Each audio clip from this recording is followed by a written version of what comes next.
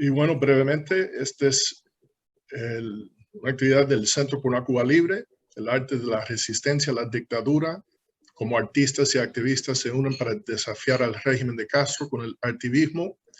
El moderador, a quien le voy a pasar la batuta, es Sebastián Arcos Casabón, director asociado del Instituto Cubano de Investigaciones de la Universidad Internacional de la Florida, FIU, y miembro durante su estancia en Cuba del Comité Cubano Pro Derechos Humanos, el primer grupo independiente de derechos humanos en Cuba bajo el castrismo.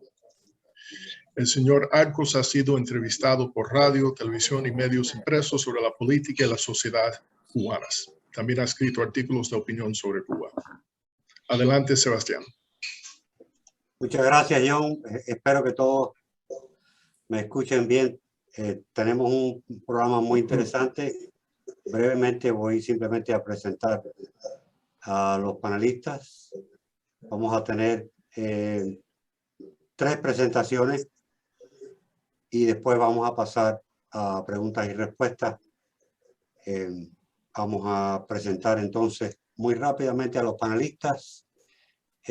Primero tenemos a Omni Kissing, que son Kissy Macías y Omni Luis Eligio, que son artistas multifacéticos que han participado en la creación de proyectos alternativos dentro de Cuba, como Omni Zona Franca, Estado de Sá, el Festival de Rodilla y otros grupos y eventos representativos del movimiento de artistas independientes que hoy está tan activo dentro de la isla. Son también miembros de Proactivo Miami y nos van a hablar de el proceso de evolución política de un artista desde dentro del marco oficial de la cultura, confrontando las limitaciones de ese marco oficial. Y entonces nos van a hablar de la resistencia desde dentro y después desde fuera de ese marco cultural. A continuación viene Norges Rodríguez, que es ingeniero en telecomunicaciones, activista y bloguero, y fundador de Yucabyte, que se especializa en términos de la tecnología y su impacto en la sociedad. También es miembro de Proactivo Miami. Norges nos va a hablar de la importancia que tiene la tecnología y los medios digitales en este activismo de arte independiente y de prensa independiente. Entre otros temas va a hablar de algo que él llama la velocidad de la tecnología disponible y cómo eso impacta lo que está sucediendo.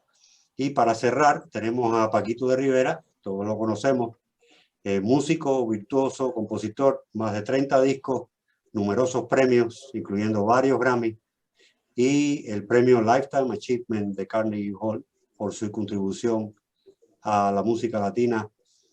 Paquito nos va a poner esto en perspectiva desde su experiencia personal, desde el arte en aquel momento, en su momento, el arte oficial, una posición bastante visible dentro del arte oficial, y cuáles fueron las razones que lo llevaron a él precisamente a romper y a este activismo desde el arte. Entonces, para empezar, vamos a oír a Omni Kissing. Adelante. Sí, gracias una vez más a Center for Free Cuba por invitarnos a esta conferencia. Es un honor y un lujo estar aquí entre todos nosotros. Nosotros hicimos aquí nuestras notas para irnos guiando en esta especie de conversación, conferencia. Y yo pienso que lo primero que debemos hablar es qué es el activismo en la Cuba totalitaria, para no hablar de activismo como un fenómeno global, como un término que es internacional, y tampoco ser absoluto, que lo que hablamos aquí como activismo es lo que se considera activismo a nivel internacional. Tenemos que enmarcarlo en nuestro contexto. El activismo en la Cuba totalitaria. Entonces, para comprender esto, hay que nombrar la relación entre ser independiente y ser institucional. Ya todos conocemos aquello de con la revolución todo y fuera de la revolución nada. Yo pienso que ahí está la clave de lo que estoy diciendo ahora mismo. Yo quiero remontarme al grupo Omni Zona Franca, porque es para mí el germen de lo que es la contracultura en la actualidad. Omni Zona Franca, para ponerlo como ejemplo de esto que estoy diciendo ahora mismo. Omni Zona Franca es un grupo de la mayoría artistas neófitos, no pertenecen a ningún gremio de la cultura, no tienen historia cultural, todos somos en su mayoría autodidactas. Una parte son escultores en un taller de escultura, que casi todas las casas de cultura habrían talleres de este tipo. Habrían talleres de diferentes tipos. Estos son talleres de escultura. La mayoría hacía escultura para vender en la feria y para ganar dinero. Se ganaba mucho dinero, por cierto, en este momento que estamos hablando de finales de los 90. Apenas estamos saliendo del periodo especial, está la economía cogiendo un poquitico de fuerza en cosas como esta. Y Zona Franca es un grupo de escritores que todos estamos bajo la tutela de Juan Carlos Flores. También todos escritores que estamos ahí pulsando las primeras letras, aunque lleva ya más de 10 años escribiendo y muchos llevaban mucho tiempo escribiendo, pero es a este encuentro que empieza a ganar fuerza nuestra escritura. Hay un poeta como Juan Carlos Flores, que es el custodio de la Galería Fayad Jamís. La Galería Fayad Jamís es un centro con tradición contracultural y muy complejo. ¿Por qué? Porque este centro ya reúne en su historia reciente a grupos que hacían arte en la calle, que hacían arte de casa en casa, que tocaban las puertas de la casa de las personas. Este centro recoge a esos grupos y los asocia así. Pero ¿quiénes son los directores de este centro? Los directores de este centro son los mismos que reprimieron a María Elena Cruz Varela en este momento penoso e histórico y bien conocido, que María Elena Cruz Varela es bajada del piso alto donde vivía en un edificio de la mar, edificio feo como concreto, por cierto. Es bajada prácticamente a golpes y a gritos hasta abajo. Y luego conocemos toda la situación de María Elena Cruz Varela, que es un ejemplo paradigmático de alguien que intenta funcionar independiente fuera de las instituciones. Omni Zona Franca, bajo la tutela de Juan Carlos Flores, nosotros la única posibilidad que vemos de existir es asociándonos a la Galería Fayad Jamís. Y ocupamos un taller que está al final de la galería. Entonces, esa es la historia de Omni Zona Franca, el grupo que luego se separa de las instituciones y que se convierte en un ícono de la cultura independiente, de la cultura de la calle, y que es el antesala del movimiento San Isidro, que ahora mismo está muy fuerte. Ya el movimiento San Isidro es un movimiento completamente en la calle, es un movimiento completamente independiente, es un movimiento que no comulga nada con las instituciones, pero Omni Zona Franca, Amaury Pacheco es vicecoordinador del movimiento San Isidro, y Amaury Pacheco, ni poeta, es al mismo tiempo el fundador de Omni Zona Franca junto con Juan Carlos Flores. Es decir, hay un hilo, hay una tendencia, pero nosotros durante todo el tiempo que estuvimos dentro de las instituciones éramos totalmente alternativos, absolutamente alternativos en nuestros discursos, en la composición de nuestros poemas, en las acciones.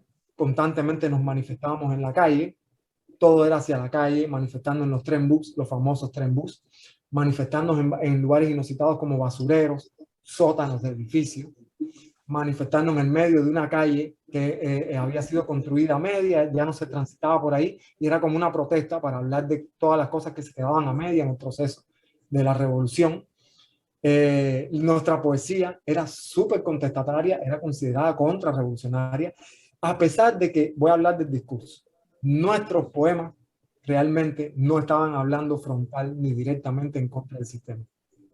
Sin embargo, eran considerados como un escándalo, como poemas completamente contrarrevolucionarios y que estaban apuntando en un sentido en contra del sistema y del proceso del sistema. Y no eran poemas que hablaban como habla hoy Michael Osorbo en sus canciones, o como hablaron después los aldeanos en sus canciones, que eran frontales y totalmente directos con la situación del país. Y esto es ser activista dentro de las instituciones. ¿Ok? Ser activista dentro de las instituciones era, nosotros estábamos comunicándonos con el mundo del arte, estábamos comunicando con los poetas, Omni Zona Franca hizo un festival para concluir este momento, que se llamó Poesía Sin Fin, donde acudían los poetas más importantes del país, no solamente de la capital, y donde acudían los artistas más importantes del país, oficiales y alternativos como Gorky Águila y Porno para Ricardo, que eran el grito en el cielo, ¿ok? Decir, no comas tanta pinga, comandante. Cuando ellos abrían ese tema, allí se vaciaba la sala y eran alternativos, el público que estaba allí se vaciaba. Entonces, Omni Zona Franca creó un festival donde estaba dialogando con los artistas oficiales, que nosotros los consideramos muy importantes en este proceso, y estábamos dialogando al mismo tiempo con la calle, y estábamos dialogando con Giovanni Sánchez, estábamos dialogando con la oposición política. Entonces nosotros teníamos que tener un discurso muy simbólico, muy mediado, contestatario, diciendo cosas profundas, pero muy poético al mismo tiempo. Teníamos todo el tiempo que estar en la balanza para mantener la unidad y el encuentro entre esos mundos distintos. Ese es ser activista, como lo fue Tania Bruguera también. Para ponerlo más específico todavía, el arte es una amenaza para una dictadura, donde la libertad de expresión es punible, como estamos ya, no quiero decir acostumbrados, pero sí como que acostumbrados a que sea la dictadura con los artistas. Precisamente las palabras a los intelectuales, donde es o todo o nada, circunscriben mucho más la función de los artistas dentro de la sociedad, que están supuestos a darle una expresión creativa a las situaciones cotidianas, a las experiencias cotidianas del ser humano.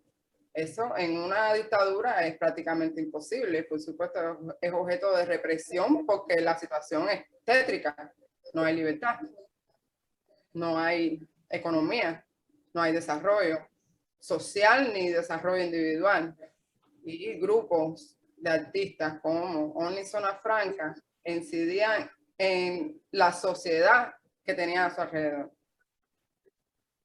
al expresar de forma creativa los dilemas del ciudadano cotidianamente.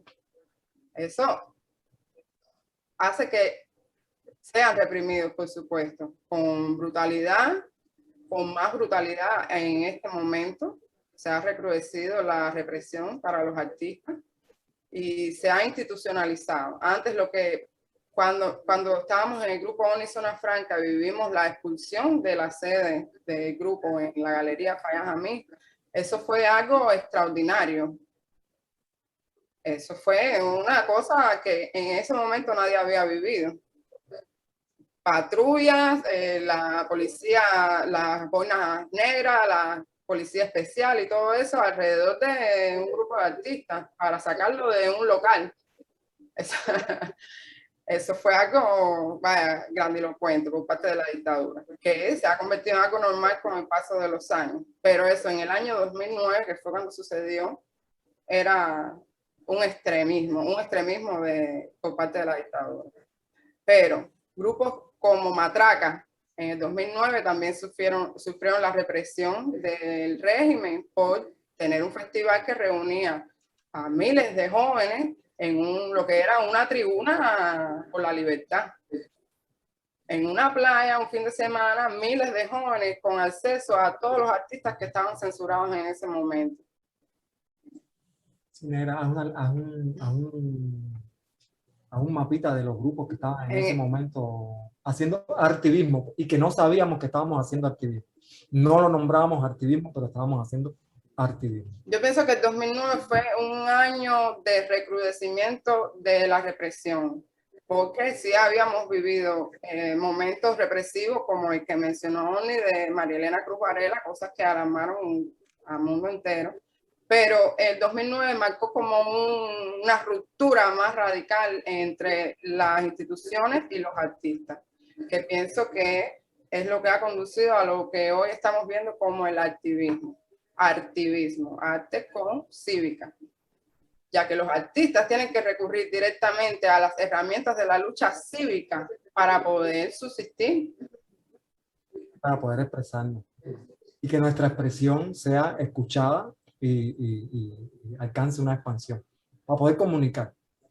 Ahí están mencionados el grupo Porno para Ricardo, que es uno de los más escandalosos de principios de 2000, el grupo ONI Zona Franca, que creó una escuela de cívica porque reunía a todas las esferas del arte y además le daba cabida a todos los grupos de oposición, todas las escuelas religiosas que había en el país, todos blogueros, todos estaban representados en ONI Zona Franca, y eso tenía una interacción directa con la sociedad, específicamente de Alamán, que es la comunidad donde se fundó este grupo y donde se fundaron muchos grupos, pero especialmente ONI Zona Franca. Está Tania Bruguera con su cátedra de arte de conducta, donde a través del performance también lleva la denuncia muy adelante, usando a los artistas como portavoces de una denuncia más frontal a la situación. Está la comisión depuradora, una alianza que se hizo entre diferentes raperos para oponerse a la institucionalización forzada de un movimiento auténtico de la calle, como es el rap. Sí, la comisión depuradora dio golpes muy fuertes. Se crearon documentales, se crearon videoclips, se crearon canciones colectivas que se hicieron virales completamente dentro del país. No solo se hicieron virales y además lograron también un primer despertar masivo de la juventud sobre las injusticias sociales a las que estábamos sometidos. Con los aldeanos a la cabeza, los aldeanos son clave. Pero existían grupos con menos visibilidad, como el grupo de Monjes, que era un grupo muy grande de jóvenes poetas y escritores que se reunían a hacer lecturas de poesía en el medio de la calle, como el Parque de Gens, que era una zona muy concurrida por la juventud en ese momento. Y llegaron a tener tanta influencia que organizaron una marcha pacífica por la calle 23. Eso fue algo sumamente escandaloso y además inédito, que unos jóvenes artistas se manifestaran públicamente con un ejército de la seguridad del Estado cayéndonos atrás por todo 23 para ver qué íbamos a hacer. Esa fue la marcha por la no violencia. Una marcha, eso fue muy intenso ese año 2009 también. Allí de Monjes, los aldeanos, ONI Zona Franca y otros grupos organizaron esa marcha. Se organizó en silencio con mucha profesionalidad y se reunieron más de 300 jóvenes allí en G y desfilamos con carteles, por todo 23. Desde G hasta Ecopelia, ida y vuelta, y la policía no lo impidió. No pudieron impedirlo, no pudieron impedirlo. Ellos después empezaron a calcularnos, a calcular nuestros modos operandi, a calcular nuestras alianzas, a tratar de romperla, dividirla. Eso es otra historia. Precisamente porque se dieron cuenta de que el arte se había unido con la lucha cívica de los activistas. Esa conjunción, que fue lo que ellos trataron de impedir con la expulsión de ONI Zona Franca de las instituciones, esa alianza que se creó entre artistas y activistas, que estamos viendo el resultado en el día de hoy, fue brutal para ellos. Fue interesante. Ese año 2009, Tania Bruguera creó una exposición que se llama Estado de Excepción, donde participamos la mayoría de estos grupos.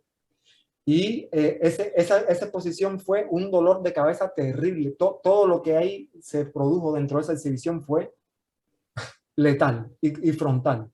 Pero Tania paralelamente hace el Susurro de Tatlin, que es este podio que ella levanta en el centro Wilfredo Lang, que ese fue el escándalo supremo. El Susurro de Tatlin, ahí se manifiestan un montón de artistas. Ana Olema, que es una artista nacida de la Cátedra de Arte de Conducta, dio aquel grito de están militarizando el país, están militarizando el país, están militarizando el país.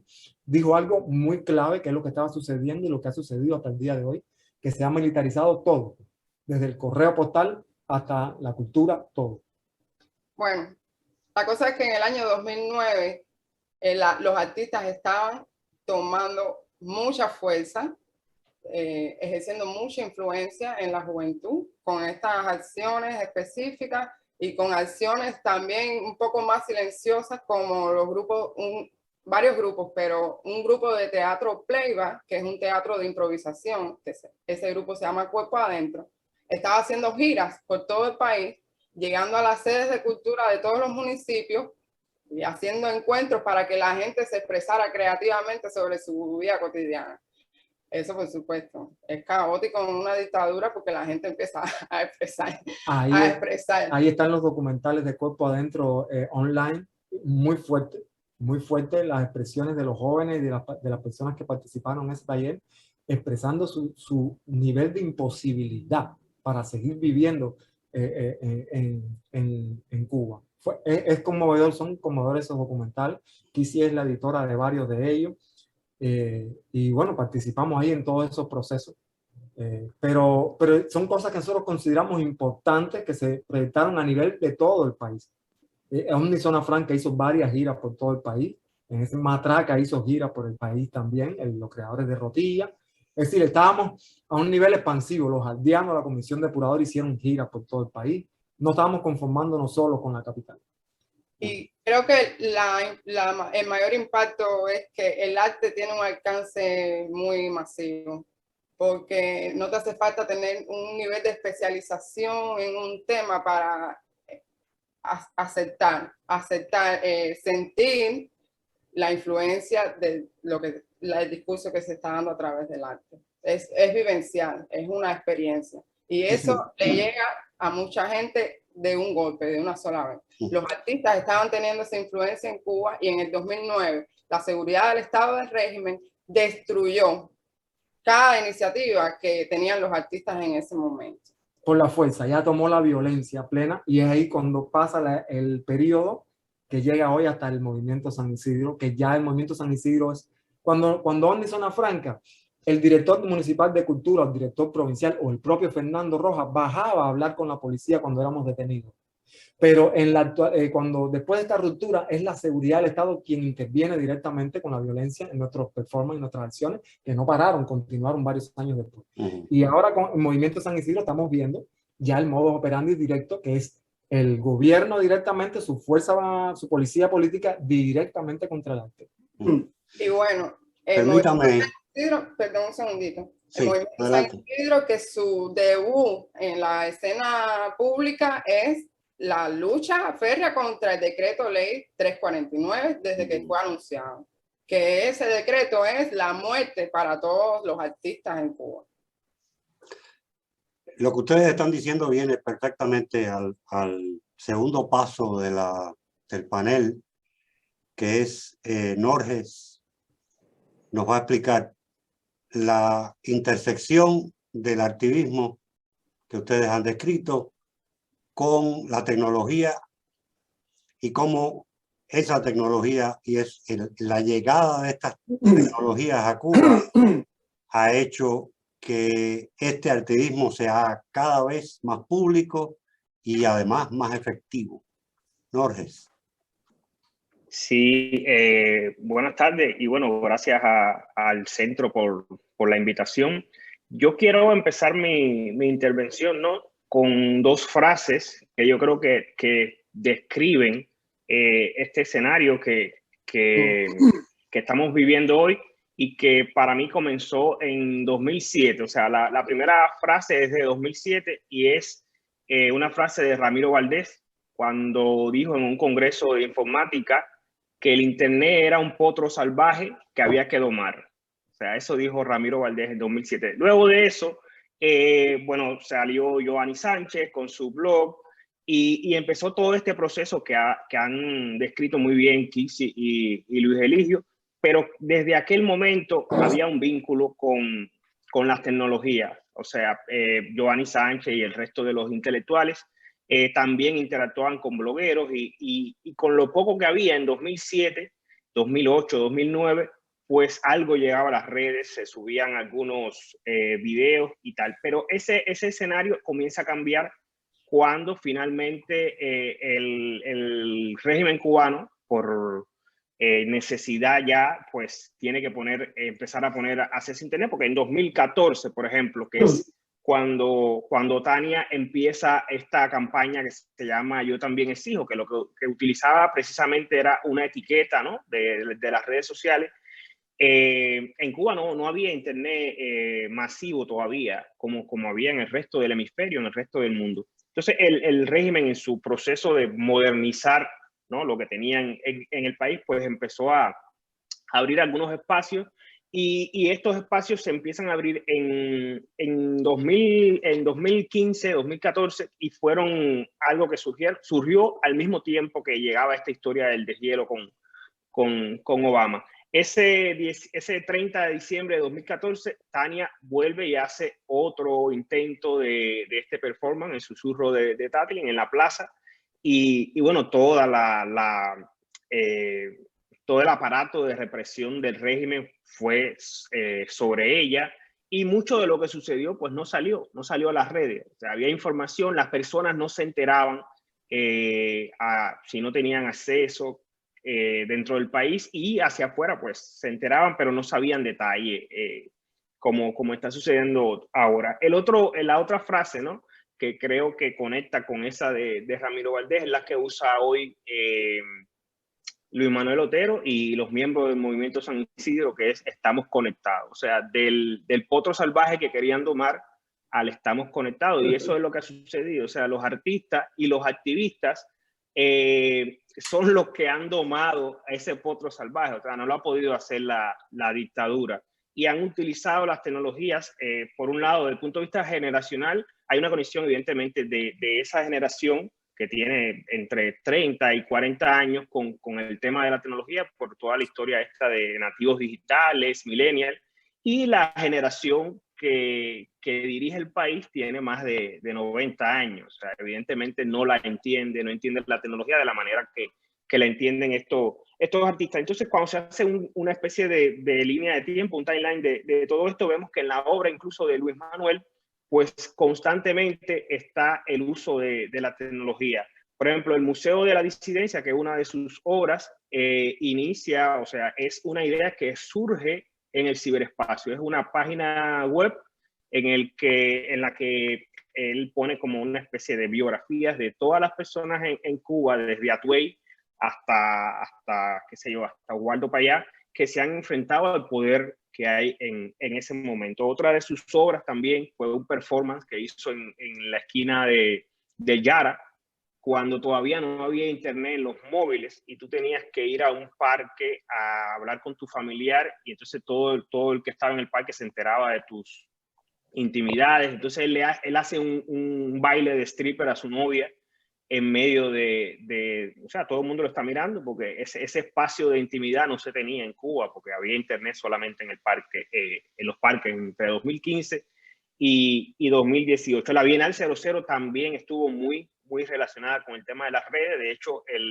también se utiliza una etiqueta de redes sociales, o sea, es el símbolo de número Bienal 00, que fue cuando el gobierno cubano, el régimen cubano, suspende la Bienal que había ese año, y Luis Manuel junto a un grupo de artistas pues promueven la Bienal 00.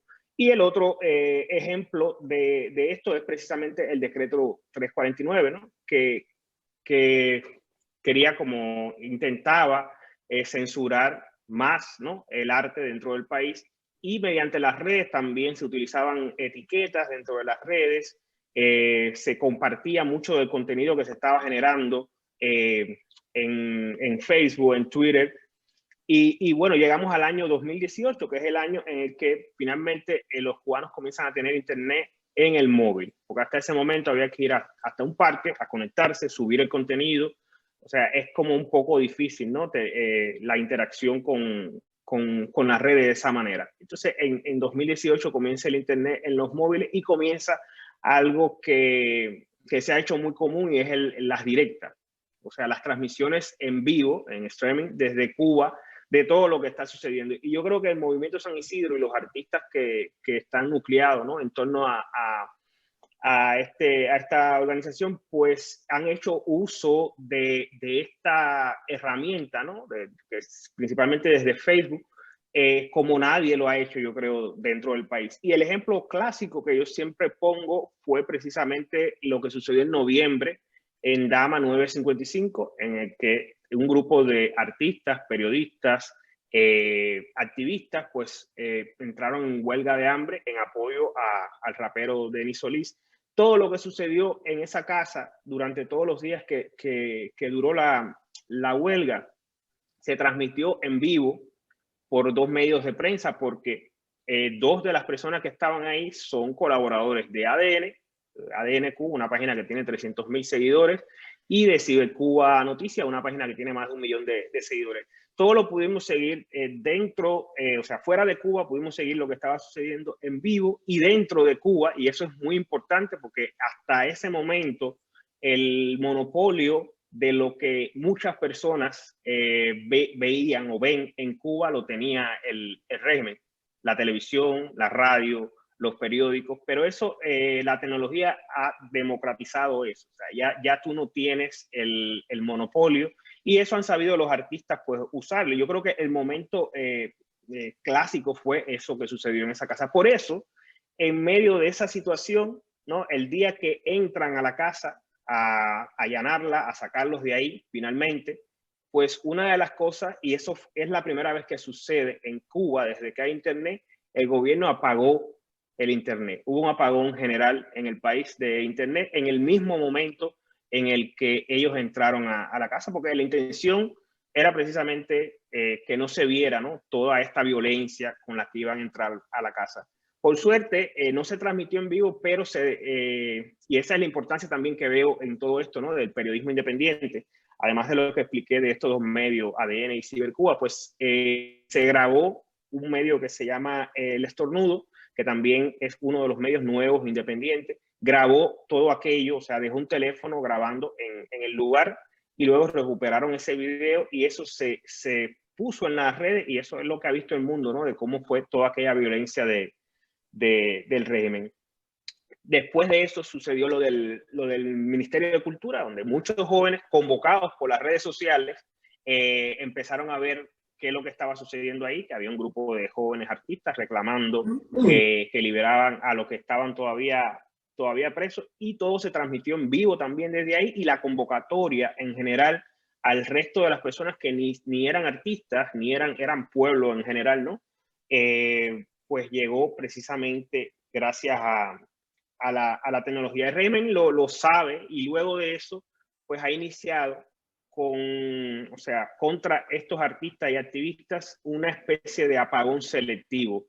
Nosotros en nuestro medio cada semana hacemos un informe de las personas que durante ese periodo de tiempo, durante 7 días, le han cortado el internet o han tenido que cambiar línea de teléfono porque le suspenden el internet. Entonces, yo creo que ahí esto puede resumir de alguna manera, ¿no?, cómo la tecnología al final ha sido como la herramienta principal para el activismo, y para el activismo en general dentro del país, también para el periodismo que se está haciendo ahora mismo. Los 2 ejemplos, ¿no?, finales que me gustaría abordar fue precisamente lo que sucedió el 27 de enero en el Ministerio de Cultura, cuando el ministro de Cultura, entonces esa es una imagen ahí muy icónica, ¿no?, del ministro de Cultura, pues dando un manotazo a un teléfono precisamente. O sea, las armas que tienen los artistas hoy, los periodistas, son los teléfonos conectados a internet. Y entonces en ese momento no solamente el ministro dio el manotazo, también hubo otro apagón de internet ese día. Se apagaron las redes sociales para que no se viera lo que estaba sucediendo. Y bueno, el último ejemplo yo creo que es Patria y Vida.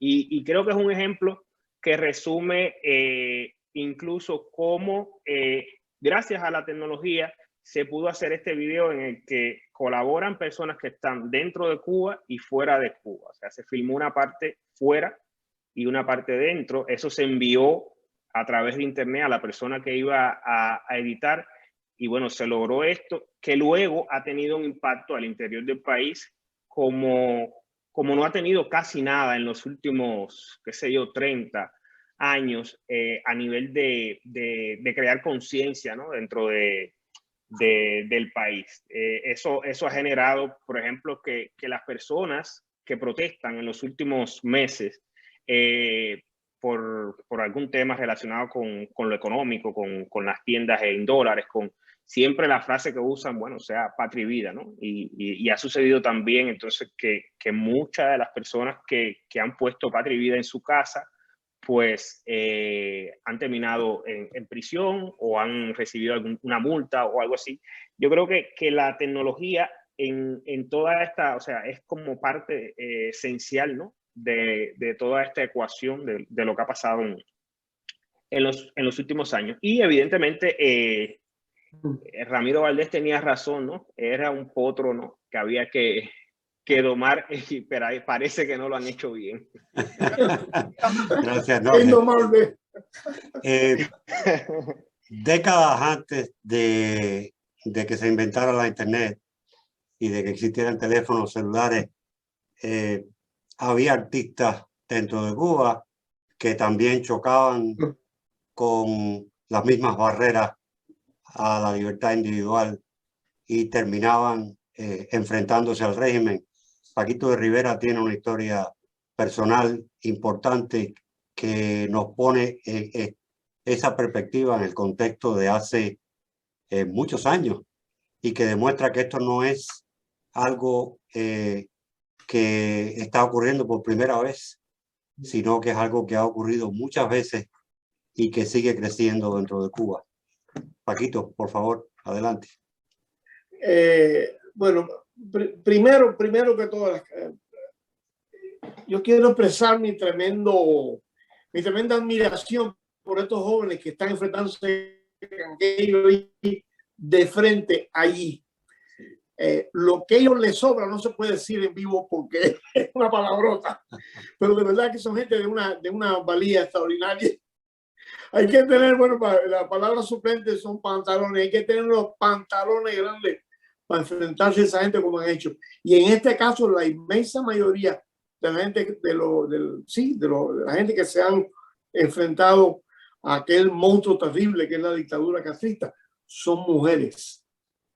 Y mi sueño, yo he sido feminista desde hace mucho tiempo. Yo tengo un sueño que el día que mi patria sea libre, el primer presidente sea una mujer. No me da la gana de decir presidenta porque eso es una barbaridad. Que nuestra primera presidente. La frase debería ser tener ovarios. Hay que tener ovarios.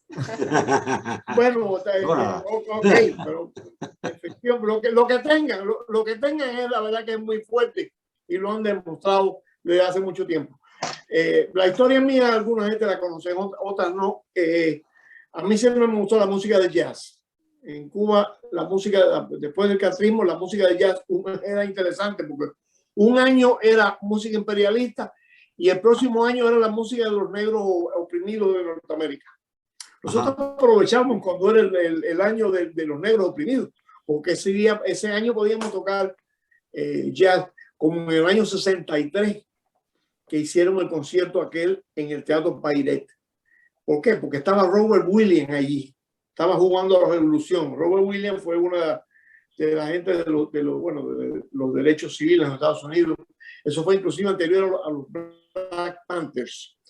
Y entonces había que quedar bien con aquella gente que, por supuesto, amaban la música de jazz. Muchos de ellos eran fanáticos de Coltrane y de Charlie Parker. Y se hizo un concierto muy bonito en el Teatro Pairet. Después de eso, Robert Williams y su Panteras Negras, como sea la organización de él, que no me acuerdo, se cansaron de jugar la revolución y se fueron de regreso al norte revuelto y brutal, y entonces el jazz volvió a ser imperialista de nuevo. Y ahí, no encuentro otra palabra, no dimos. Y en ese estilo y encoge pasó demasiado tiempo. Chucho Valdés y Oscar Valdés crearon un grupo maravilloso que se llamó Iraquere. Iraquere nos pusieron 1000 trabas para que el grupo no se viera. ¿Por qué? Porque decían que había un montón de jazzistas dentro del grupo. ¡Qué calumnia! Decíamos nosotros. Pero bueno, se creó aquel grupo pero siempre teníamos a la seguridad del Estado detrás, siempre bombardeando el grupo, porque éramos gente que nos gustaba la música americana, esa es la verdad. O sea, haciendo una historia larga, corta, como dicen los americanos, el ambiente en Cuba se volvió totalmente irrespirable. Inclusive, yo soy un buen ejemplo para eso, inclusive para personas como yo, que se suponía que teníamos una posición privilegiada. Claro, ese privilegio era base de estar callado, de no hablar nada, y ese de estar callado y no hablar nada, vergonzosamente y tristemente ha durado hasta hoy con los músicos conocidos de Cuba. No tengo que mencionar nombres porque me da pena.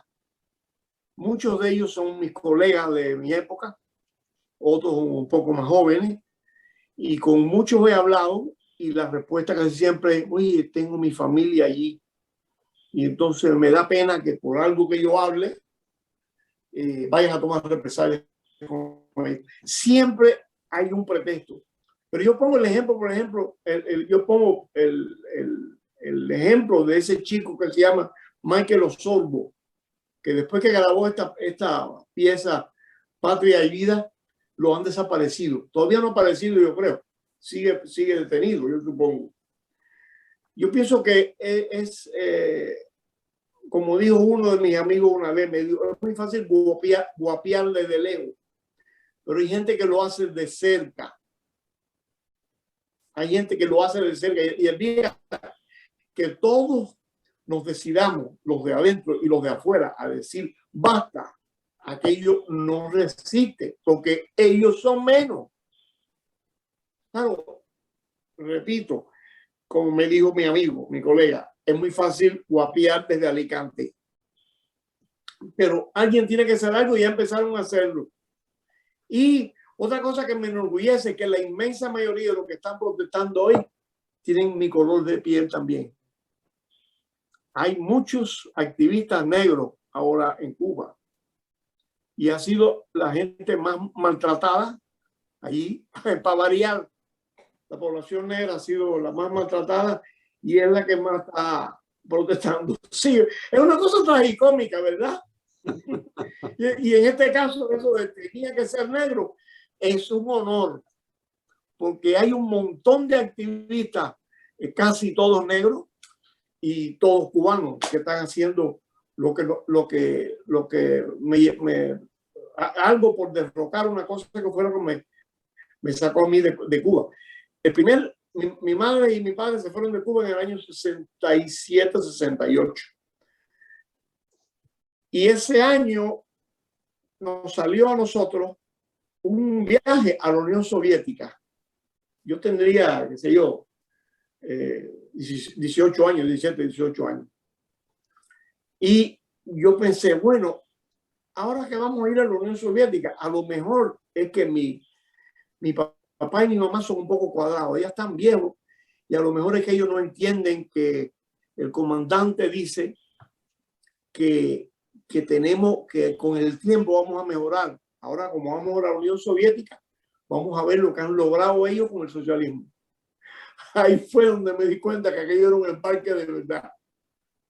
Y unos años después, bueno, tuve que hacer lo que hice, pedir asilo en España, mientras al principio de una gira con ese grupo que fue una gloria de Cuba, la verdad, el grupo Iraquere. Y perdí mi matrimonio y la niñez de mi hijo, pero en la distancia he seguido siendo un activista, porque hay mucha gente que me ha dicho, ¿por qué tú no dejas la política y te dedicas al arte? Que eso te está restando. Y es que no puedo. Yo cada vez que me subo al escenario, yo cada vez que tengo un chance, yo hablo lo que sé de ese sistema tan nocivo. Porque una cosa increíble es que hay gente que todavía quiere eso para su propio país. Es increíble como tantos colombianos, viendo lo que pasa en vecinos, todavía quieren eso para Colombia.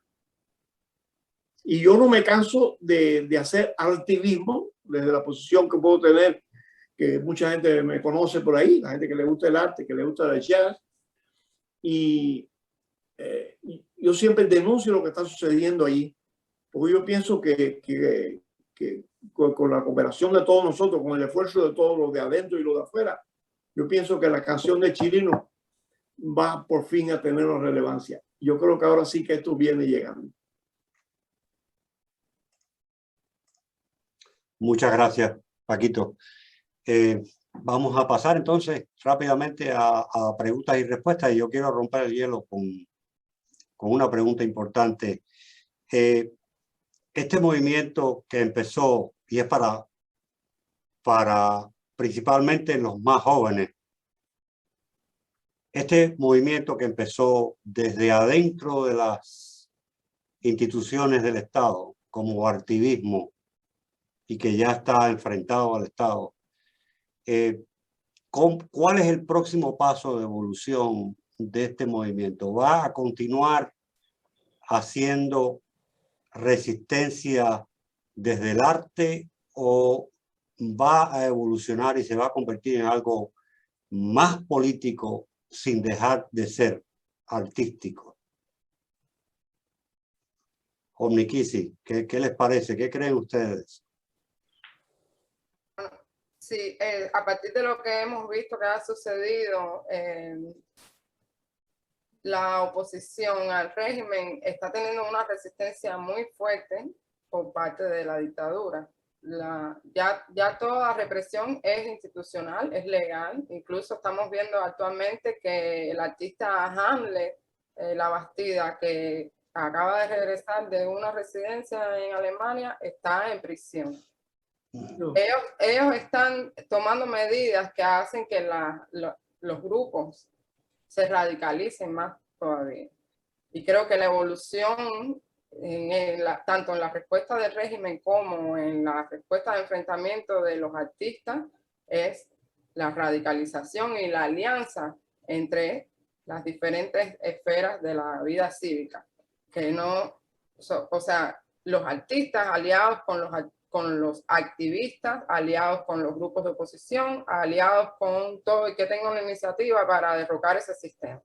Sí, y también yo pienso que el movimiento no debe perder la concentración. ¿En qué sentido?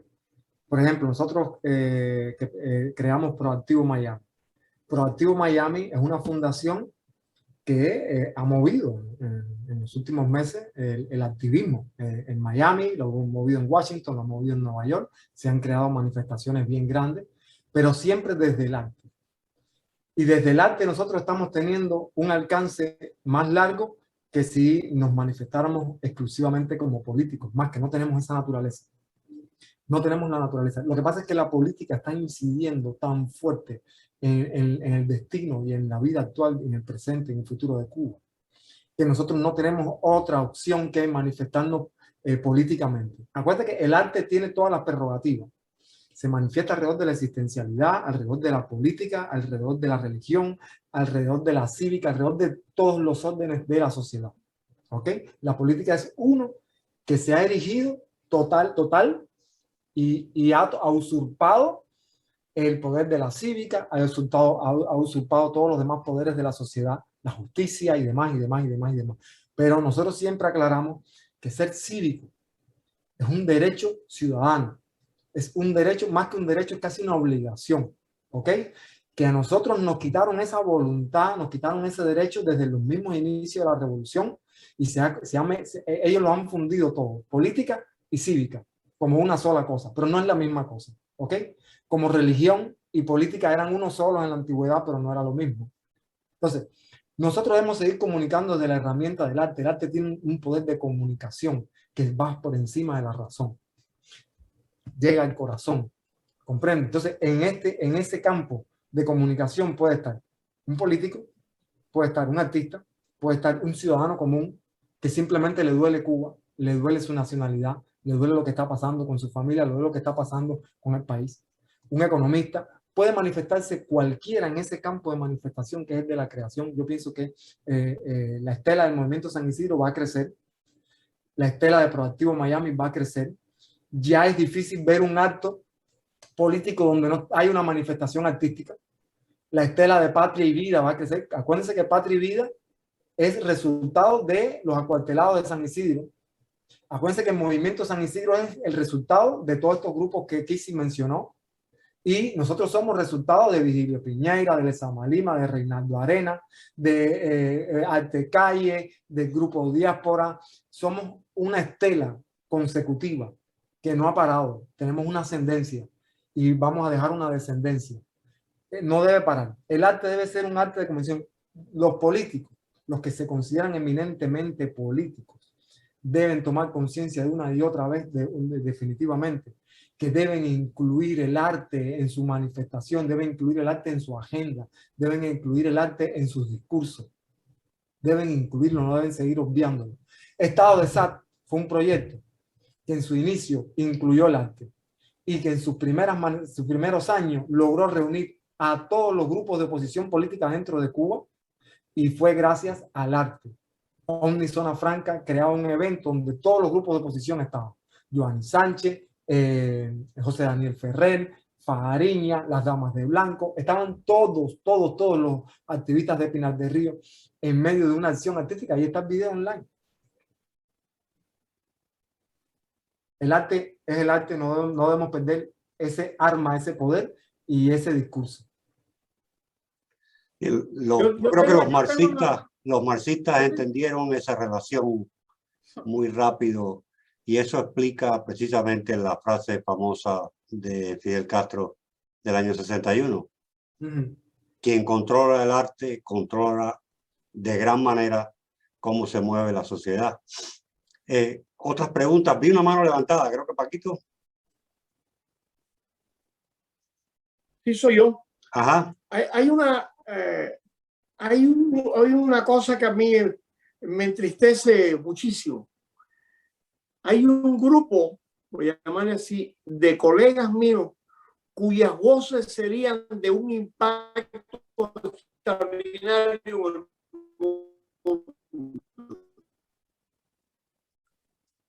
Y movimientos San Isidro, de todos los demás movimientos que han mencionado estos chicos, y se ve como los músicos conocidos que viven dentro, porque ahora se puede vivir fuera de Cuba.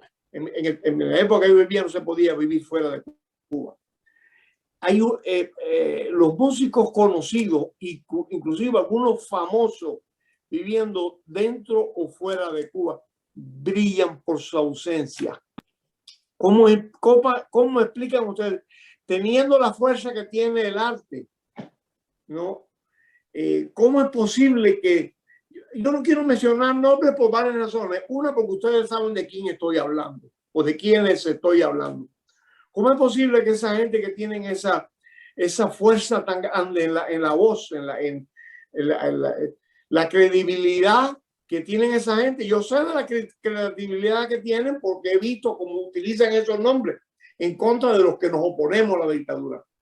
Y la fuerza tremenda que tendría la opinión de esa gente en la aceptación de nuestras demandas libertarias. ¿Cómo explican ustedes eso? ¿No? Ustedes no han tenido, no se han acercado nunca a esos artistas cubanos famosos, o han tenido respuesta de algunos, o no lo han tenido en absoluto. Ustedes deben saber de quién les estoy hablando, ¿verdad?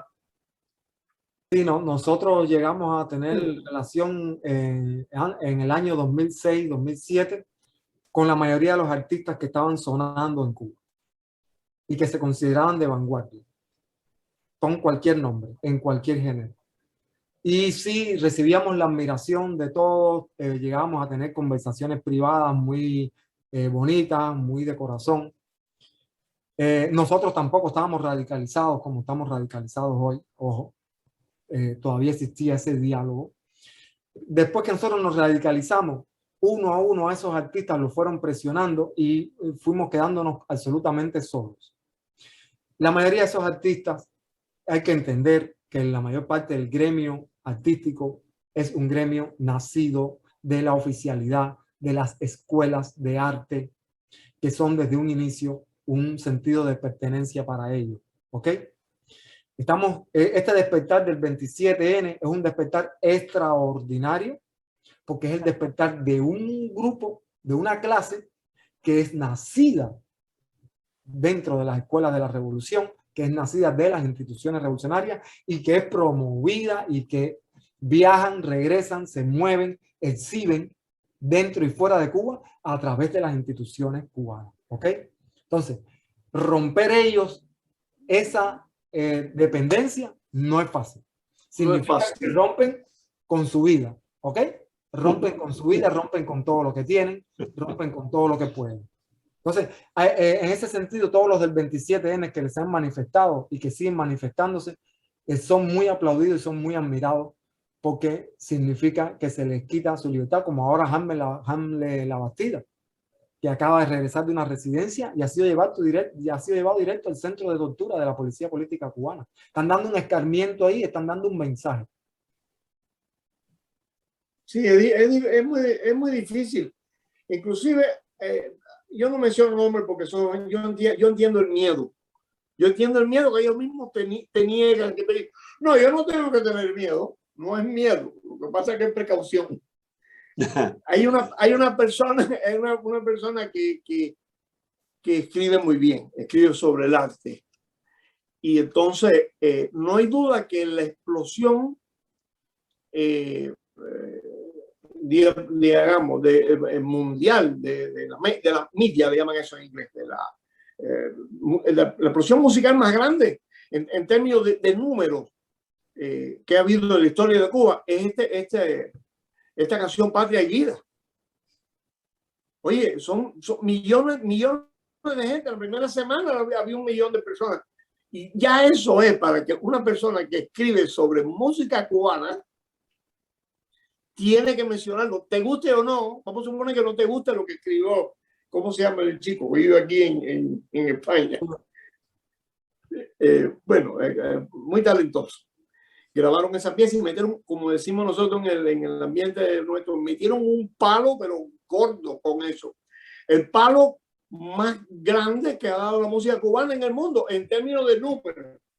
Ahora no vamos a hablar si es un montuno, que si no es, o lo que la mayor cantidad de gente lo vio. Por lo tanto, una persona que escriba sobre música cubana tiene que comentar eso. Y yo se lo mencioné a esta persona que yo aprecio. No voy a mencionar el nombre.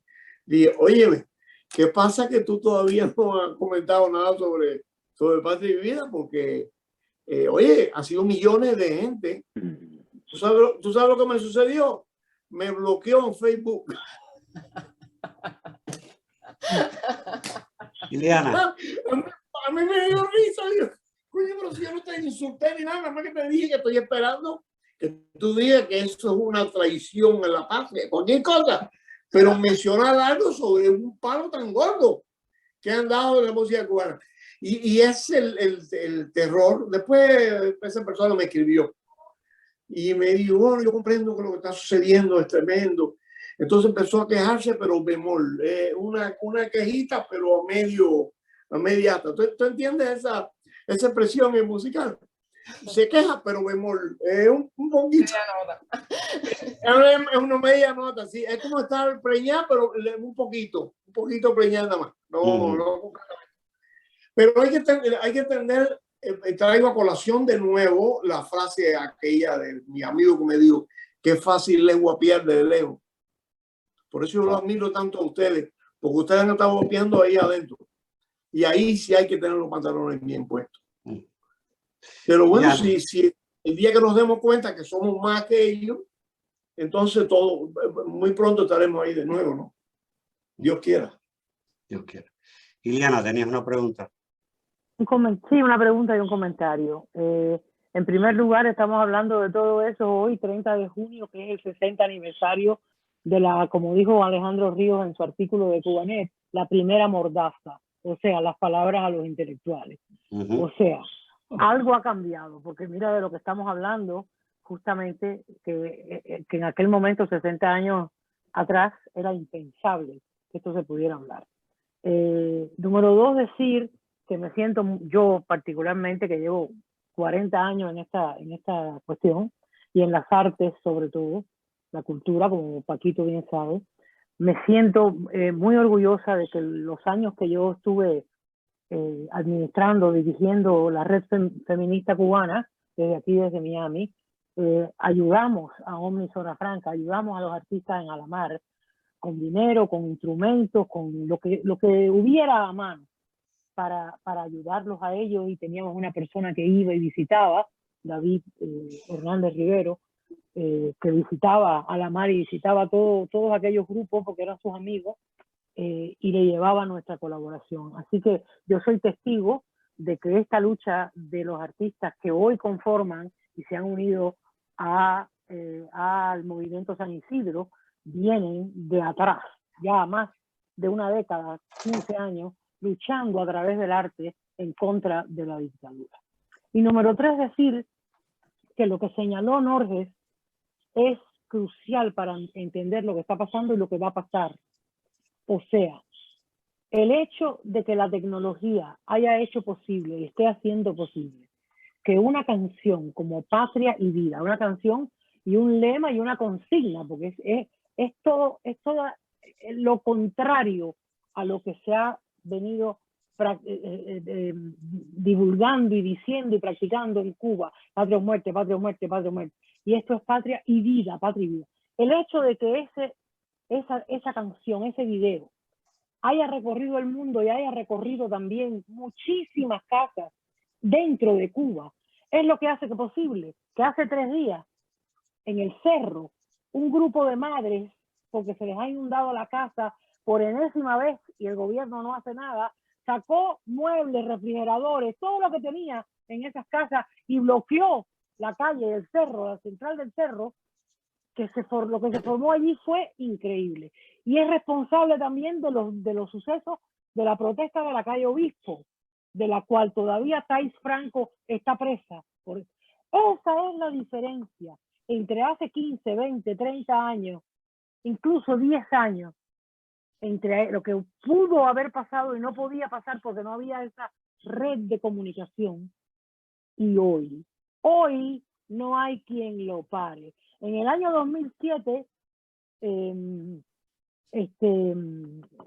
Seguridad del Estado, ¿cómo se llama? Ramiro Valdés, en una reunión creo que en Chile, en la cual estuvo un colega mío que nos ayudaba con el proyecto de Red Feminista, que tenía una inmensa, y tiene una inmensa compañía de comunicaciones, tuvo una conversación con él, y Ramiro le dijo: oh, no, pero nosotros en Cuba vamos a controlar eso de la internet y de los teléfonos celulares. Y este amigo mío, este colega, le dijo: compañero, usted lo que no sabe es que eso no se puede controlar. Y esa es la verdad. No pueden controlar más el sentir y la expresión de todo un pueblo. El que oiga Patria y Vida, el que vea en sus videos, en su teléfono, las protestas delante del Ministerio de Cultura, al ministro de Cultura dándole manotazos a un teléfono, el otro dando golpes, viendo los arrestos que sucedieron en Damas, en la calle Damas, con el movimiento San Isidro, y todo lo que ha pasado y lo que está pasando y lo que va a continuar pasando, es lo que va a garantizar que desde San Antonio a Maicí el pueblo se tire a la calle en sus propias protestas, que no será a través del arte, será a través de los refrigeradores, pero el pueblo está reaccionando a esa comunicación incontrolable. Y esa es la diferencia. No digo más nada. Gracias al arte. Los tiempos cambian. Los tiempos cambian. Ajá. Yo quería si ustedes nos pudieran dar algunos... ustedes saben que el centro apoya todas sus magníficas labores, pero si nos pudieran ayudar en pensar en qué forma de apoyo sería la más útil, a quiénes, en qué forma podemos contactar, si nos dan alguna perspectiva en ese sentido. Ustedes bien saben que esta es nuestra labor diaria, pero bueno, siempre buscamos mejorar nuestro esfuerzo, ¿no? Kissy.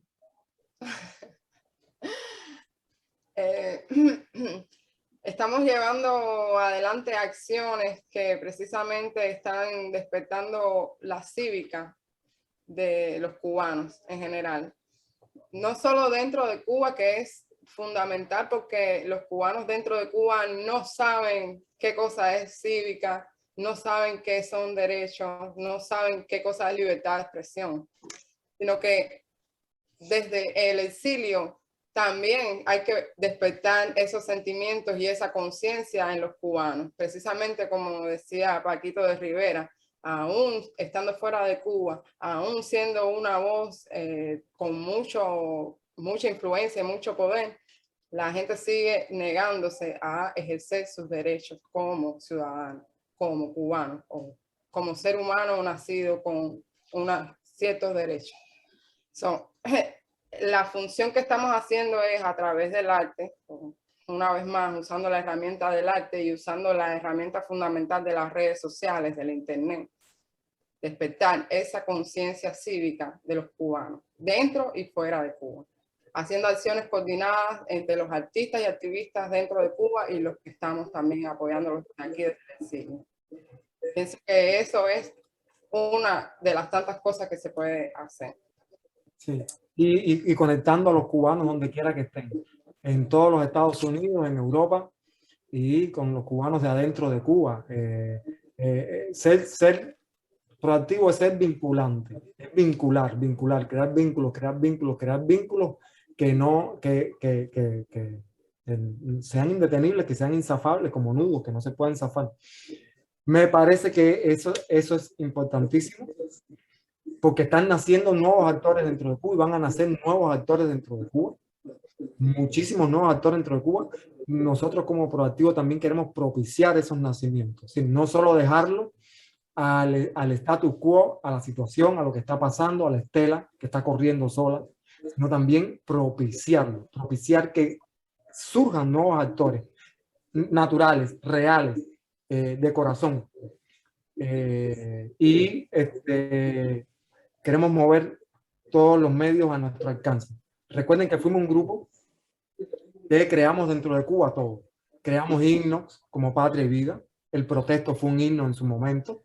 Creamos documentales, creamos espectáculos, creamos mini películas de ficción, creamos acciones públicas en las calles y estamos usando esas mismas herramientas ahora mismo aquí en Miami porque creemos que el exilio es importante. El exilio solo todo el tiempo está diciendo no tiene que suceder algo en Cuba, pero no comprendemos que en Cuba están mirando hacia el exilio y que todo lo que hacen los cubanos dentro de Cuba, el exilio lo proyecta y lo refracta y que en Cuba se vuelve a ver, que incluso mucha gente que dentro de Cuba no ve al MSI, lo ve a través de las predicciones del exilio, lo ve a través del trabajo que está haciendo el exilio. El exilio es importante.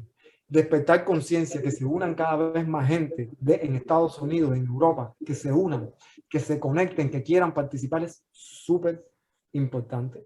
Entonces, a la pregunta que tú hacías, ¿a quiénes más podemos conectar? ¿A quiénes más podemos hacer? Sí, yo pienso que podemos conectar a muchísima gente más y que podemos crear vínculos poderosos, fuertes, a muchos niveles. E incluso más allá de la comunidad cubana dentro y fuera de la isla, yo creo que el efecto que tienen ustedes, esa resistencia desde el arte o a través del arte, en atraer solidaridad del mundo no cubano, sobre todo del poderosísimo sector artístico mundial, incluyendo Estados Unidos, Europa y América Latina, de ese sector artístico cultural que ha sido muchas veces pasivo en lidiar con la dictadura cubana y muchas veces, incluso más que pasivo, ha sido parte de esa represión que los mantiene todavía en el poder. Ustedes son un factor importantísimo en atraer solidaridad de ese sector artístico no cubano hacia la causa de la libertad de Cuba.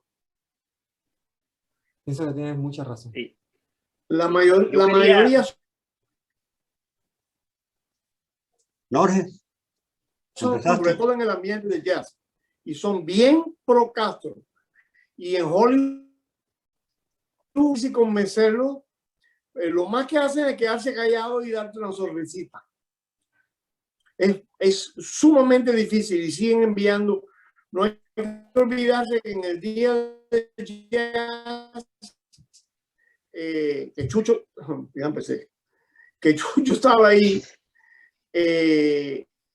Herbie Hancock, que es una persona que nosotros estimamos y admiramos profundamente. Herbie Hancock y Quincy Jones, le agradeció, yo cogí un encabronamiento, agradecieron la hospitalidad desde un teatro robado en una ciudad que ellos mismos destruyeron. Y no hubo forma, yo mandé un mensaje sobre, nadie me contestó.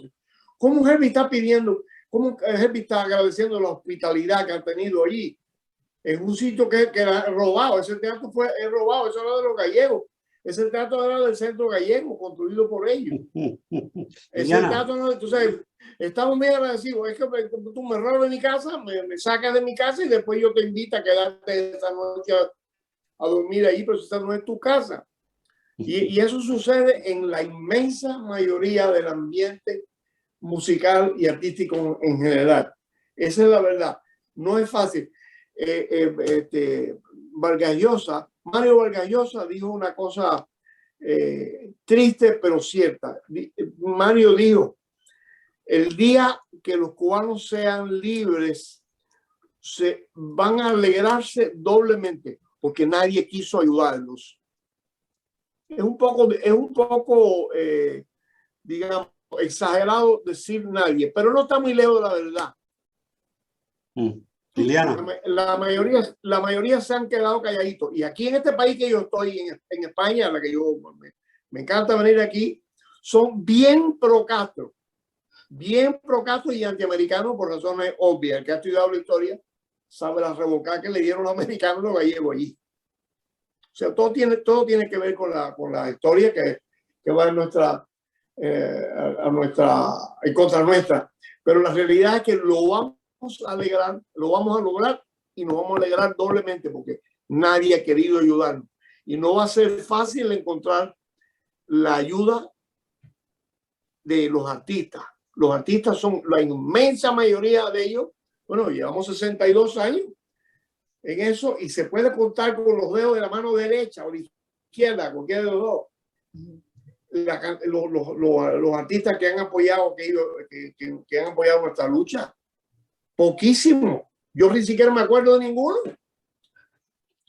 Tengo que hacer un esfuerzo tremendo para acordarme de alguien que sea anticastrista. Todo lo más que hacen es quedarse callado cuando tú hablas de esto. Bueno, vamos a tomar una cervecita. Es cierto, estamos peleando solos, pero tenemos que pelear solos y lo vamos a lograr. Porque ahora tenemos gente muy valiosa ahí. Como esos dos chicos que están hablando ahí, ahora mismo.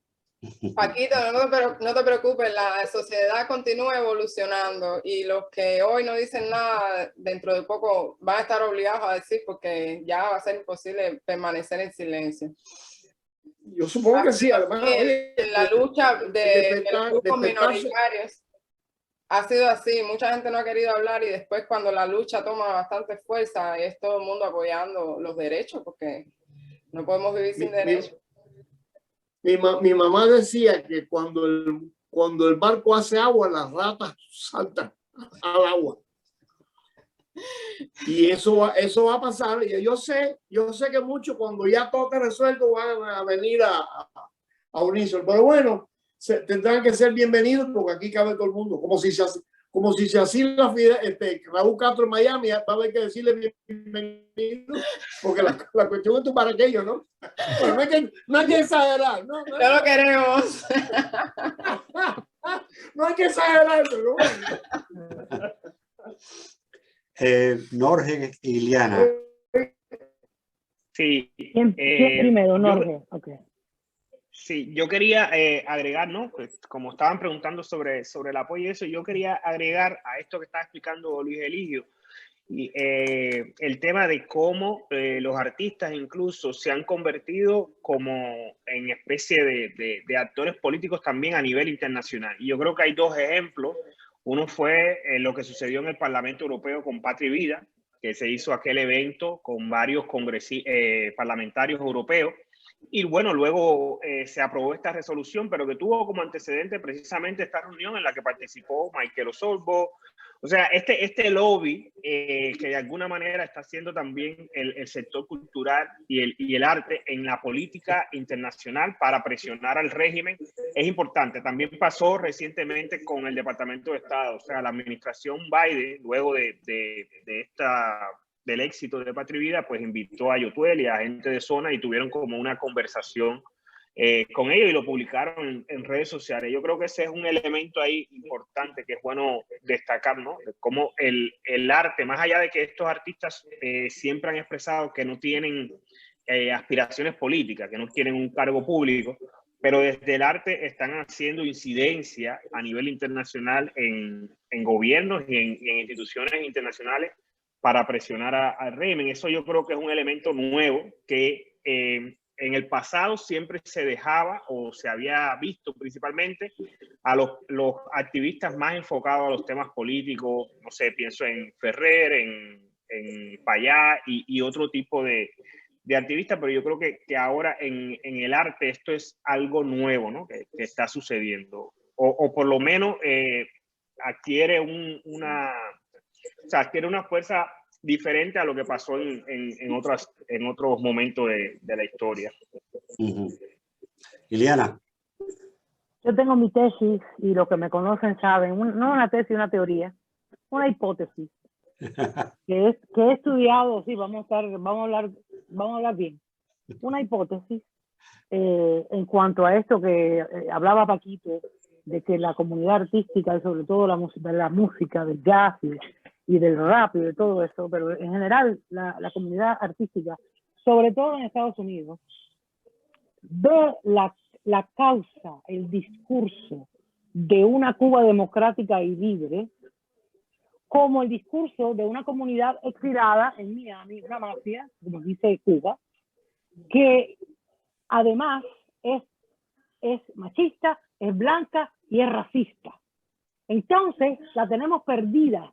Desde el principio tenemos perdida esta causa y por eso yo insisto tanto en la cuestión racial, porque no es que vayamos a exportar de Estados Unidos una temática racial que no tiene nada que ver con Cuba. Tiene todo que ver con Cuba. ¿Por qué? Porque Cuba se vendió, cuando Fidel Castro se declaró ciudadano afrocaribeño, el gallego ese que de afro no tenía nada, y además era un racista consumado. Entonces, desde que él se declaró afrocaribeño y le vendió la noción de que Cuba era el país de los explotados, de los negros, que ahí se había redimido al pobre negro, etcétera, etcétera. Toda esa gente de la cual está hablando Paquito y que conozco yo en la academia, en las universidades, compraron ese mensaje. Y entonces los malos somos los que hablamos, de cualquier color que tengamos, los que hablamos de una Cuba libre, democrática, con derechos, etcétera. Y los buenos son los que, por ejemplo, Rubio de ojos azules de Santa Clara, hoy presidente, deja que un balcón caiga sobre 3 niñas negras y tenga la osadía de insultar a esas madres diciendo que le van a ofrecer, no sé, $300 de compensación. Entonces, por eso el que Paquito había mencionado la cuestión del color de la piel, y en Cuba quizás no se entiende, y cada vez que yo escribo de eso, me caen arriba toda la gente que yo estoy metiendo un tema que no tiene nada que ver con Cuba. Tiene todo que ver con Cuba. Hay que representar la resistencia cubana de siempre y sobre todo la de hoy, por el color de su piel. Cubano afrodescendiente. No, el régimen cubano no es afrocaribeño, ni representa los intereses de la población negra y mulata, la población, como se diría antes, de color en Cuba. No la representa, no la atiende, no le importa. Las vidas negras en Cuba tampoco importan. Si no importan aquí, no importan en otros lados, en Cuba es donde menos importan. Y eso hay que recalcarlo. Es difícil quizás adoptar, porque tenemos esa influencia de Martí, de que ser cubano es más que negro y más que blanco, cuando eso lo enuncia un blanco como era Martí, desgraciadamente, está diciendo que el discurso principal de la nación es blanco. Y eso hay que entenderlo. Entonces, asumir que todos los artistas, casi todos los artistas, la mayoría de los de San Isidro y del movimiento de Unpaco en el este del país, y de todos los movimientos de masa del pueblo, del cubano de a pie, en estos momentos son de la raza negra, son afro, no solo, pero son afrodescendientes. Y ese es el lenguaje que se entiende en los Estados Unidos. En Europa será un lenguaje antiamericano y etcétera, y son otros factores los que influyen, como dice Paquito. Pero en Estados Unidos hay que presentar esta temática como una temática, una preocupación de la comunidad, de la población afrodescendiente en Cuba, que es, si no la mayoría, por lo menos el 50% de la población. Punto. Es cierto. Sorry. Es el idioma que tiene aquí, es cierto.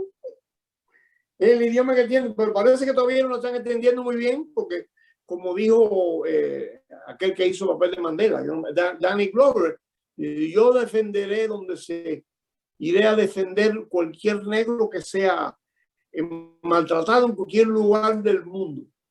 Y yo le mandé un mensaje diciendo, menos en Cuba, ¿no? Los negros cubanos son tan negros. Es una versión orwelliana del negro. Que porque hay lo ven, negros que son Paquito, porque más ven ese negros que otros negros. los Danny Glovers del mundo, de los Estados Unidos, ven ese discurso como un discurso que inventaron los blancos mafiosos, racistas y machistas, y capitalistas además, de Miami, contra el pobre pueblo oprimido, que lo quieren oprimir más. Y no se dan cuenta que quien oprime al pueblo es esa dictadura, que es básicamente una dictadura machista, racista y blanca. Correcto. No hay que llamarlo por su nombre. Es muy interesante eso que estás mencionando sobre la raza, ¿no? Y la denuncia que hay que hacer sobre el racismo en Cuba. La semana pasada, cuando estuvimos frente al edificio de las Naciones Unidas allá en Nueva York, tuvimos la oportunidad de mostrar los rostros de los jóvenes que están siendo reprimidos, de denunciar que están siendo reprimidos por ser artistas, por ser negros, por ser minoría dentro de esa dictadura.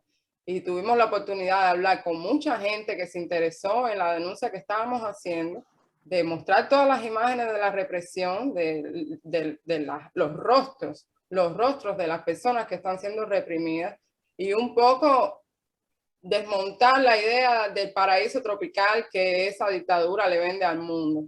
Mucha gente se quedaba asombrada porque no sabían que eso estaba sucediendo por la idea de que Cuba es un paraíso tropical. Pero sí tuvimos oportunidad de hacer eso, de hacer la denuncia, de conversar con la gente y de pasear un camión con imágenes de la represión por toda la ciudad de Nueva York. Sí, ese camión fue fundamental porque tenía una pantalla LED grande y estábamos proyectando videos editados por el grupo nuestro. Y ya, los videos de la represión que hemos estado hablando aquí, y eso no tiene ya discusión. No hay discusión.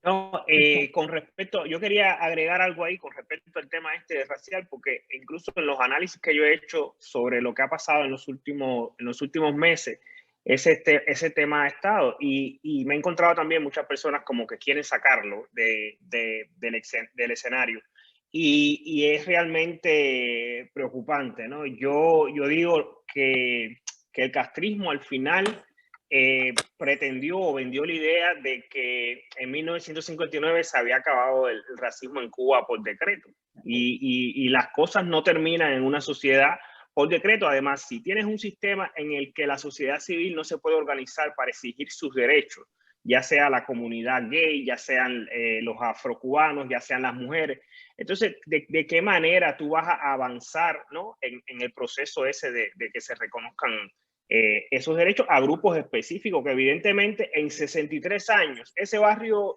San Isidro es muestra precisamente de lo que la revolución prometió y nunca hizo. O sea, las personas siguen viviendo en las condiciones peores en el país, y pasa en La Habana, pero pasa en Santiago de Cuba. Yo nací en un barrio similar en Santiago de Cuba, donde hoy por hoy, pues las calles siguen teniendo los peores servicios de drenaje y de todo tipo. Y el castrismo se fue a vivir a las casas que les robaron a la burguesía blanca, ¿no? Que supuestamente ellos venían a transformar y tal. O sea, no se fueron a vivir a la mar, al barrio obrero, ¿no? Se fueron a vivir a las mansiones, ¿no? Que se robaron de la burguesía anterior, o sea, de la burguesía, entre comillas. Entonces, yo creo que es importante el elemento ahí, gracias, porque casualmente en esos barrios viven la mayoría de la población negra de Cuba, y cuando miras una foto amplia de los 150 presos políticos, alrededor de 150 presos políticos que hay en Cuba,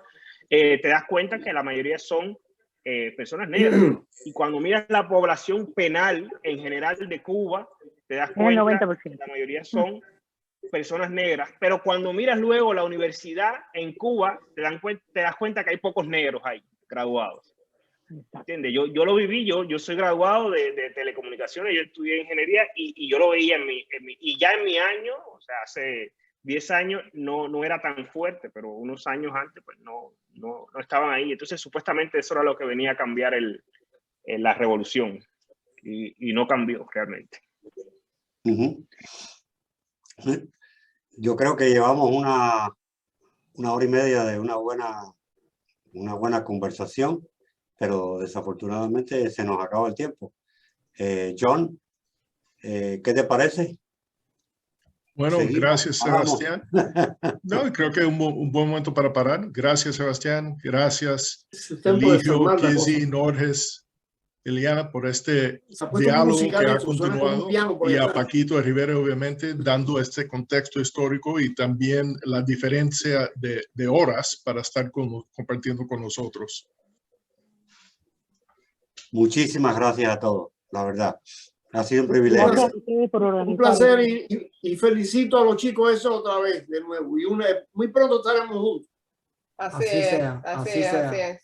Estamos conectados. Nos vamos a ir de rumba juntos por ahí. Estamos conectados. Me gusta. Estamos conectados. Estamos conectados. Eso es, estamos conectados. Estamos conectados por la libertad. Seguro. Y sin potro que lo más ni nada de eso. Sí, señor. Muchas gracias a todos. Gracias a ustedes. Patria y vida. Patria y vida. Patria y vida. Patria y vida.